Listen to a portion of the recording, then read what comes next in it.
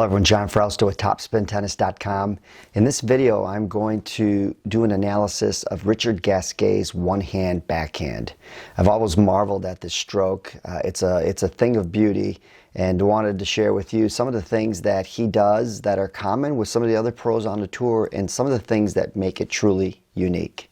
Enjoy the video.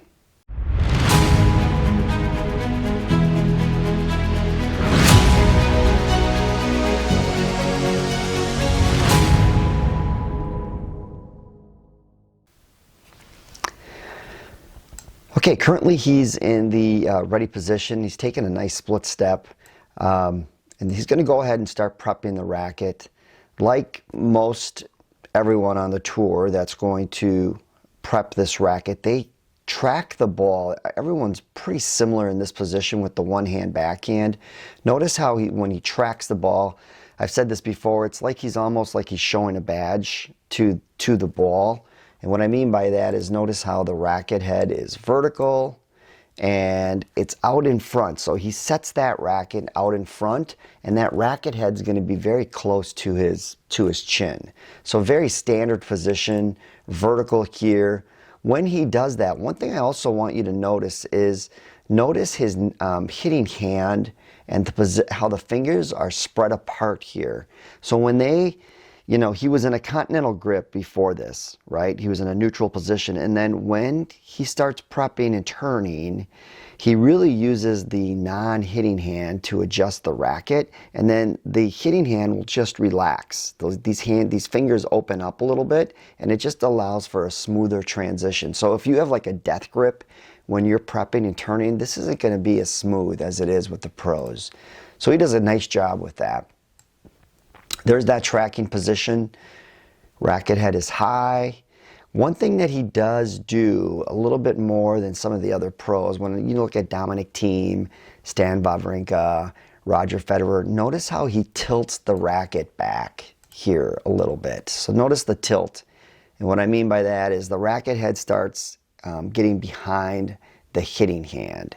And the reason why he does that is, you see this sometimes on the forehand, like Nadal, he'll bring that racket head inside the hand. And I think the reason why they do that is because it gets them connected, and it's by laying that racket back, I think they're going to generate a little bit more power, a little bit more leg from that position. Be interested in your thoughts. Put them in the comment section below. Why are the pros, some of them, tilting this racket more so on the forehand and backhand than others? So he's starting to take that unit turn. Let's go ahead and look at the rotation of the shoulders. So here's that unit turn. Racket head, notice here, I mean, you can really see this here. Notice how look at the tilt and how those strings are pointing up to the sky. So a little bit more extreme here in this position. But as I've said with all one-hand backhands, you want to keep this racket head close to your actual head here. This keeps them compact. The rotation, that transition is going to be a lot more smooth. All right, now the other thing too that makes him a little bit different than someone like Dominic Thiem, he is in a bent position here. So notice that position. Dominic would usually get this arm, it'd be a little straighter in this position. Stan Wawrinka, Roger Federer are going to be in a bent position here. All right, let's go ahead and look at that loading phase. So here's that loading phase. Notice how the racket head is up. Great shoulder turn. See how he's showing that shoulder blade to the ball. This is probably one of the biggest mistakes that beginners and intermediates make, is that they're not showing that shoulder blade to the ball. Now, there have been some comments from previous videos, and I love the comments, keep them coming please, saying that, you know, as you get older, right, maybe you don't have the flexibility to really turn and get to the inside of the ball like the pros do. I get it, it makes sense, but be mindful of it. Maybe you can work on that and try to get into a position where you're showing those shoulder blades, that shoulder blade to the ball. Great job here loading. I mean, notice how he's got a great knee bend here. So he's getting a very strong athletic base here. Really, really like this position. One way that I like to teach the one-hand backhand and showing that should get that shoulder, that chin should be right over that right shoulder in this position. So see the shoulder and chin position. Very strong position.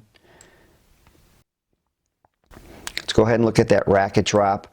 Talked about this. I don't want you to be like, I don't want you to be thinking about showing this butt cap to the camera in this position. So notice how you can start seeing the butt cap here. But by getting a good shoulder turn, you should feel this position happen naturally. So by getting a good shoulder position, a good shoulder turn, that cap will naturally start showing to the camera. You see that? So you don't want that to be forced. It really does happen naturally, but he's got a beautiful loop here. Gravity starts taking over, right, with that racket drop. Shows the cap to the camera here, and then now his approach to the ball.